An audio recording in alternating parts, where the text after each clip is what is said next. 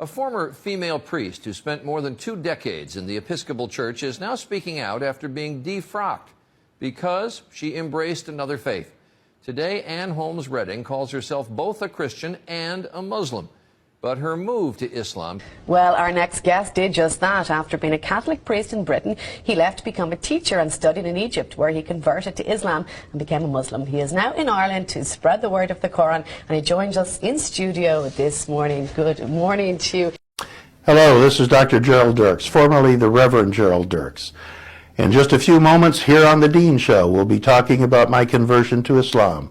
Please don't go away. After going to Catholic school for 12 years, my faith needed a little bit more depth in it, and I was able to find it in Islam. I had left the local church. I just decided to go to God. For no reason at all, I just went to God in prayer and asked Him that I wanted the truth, no matter what it takes. I picked up the Quran and held it to my face and kissed it. And I stated, why hasn't anyone told us about this? Christianity is on the decline in Europe, and something else is starting to take its place. Muslims will soon outnumber practicing Christians in Europe. As a Christian, I consider Jesus a prophet, but he's a prophet of the one God. There's not several. So, as a Christian, I worship Allah. If you're not Muslim, stop scrolling. Listen, before I became Muslim, I thought that Allah was a different God. It's not. It's the same God. It's the creator of the universe. Because I'm Muslim now that I know this. Not just because of that, but I learned a lot about Islam, and all of my original beliefs kind of already lined up with all of it.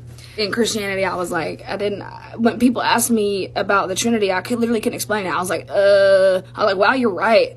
I haven't even thought about it like that. So it makes sense. Islam makes sense. Islam is so beautifully making sense. It's a very inclusive religion, more inclusive than Judaism or Christianity. Judaism has its chosen people, the circumcised. Christianity has its chosen people, the baptized. The chosen people of the Quran are all monotheists, any of them.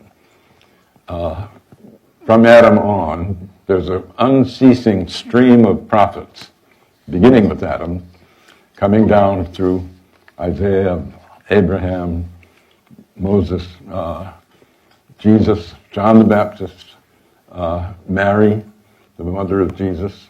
The name exalted over and over in Islam is Jesus. I was told that Jesus is the Messiah, who will come back at the end of time to establish the kingdom of justice and peace. Not Muhammad? Not Muhammad, the Christ, son of Mary. You cannot be a Muslim if you don't believe Jesus is the Messiah. It's in the Quran.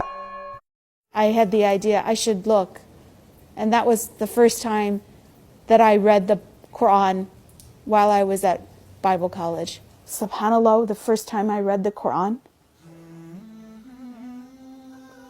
I opened it, just opened it. It fell into sort of the 3rd chapter, Surah Al-Imran. No. And I was reading about Jesus. I said, oh my God, I didn't know Jesus was in this book. Mary, Zachariah, the prophets, all the prophets. And I'm reading their history, the story of their lineage, their ancestry, and how God has connected the story. Amazing, amazing story. And I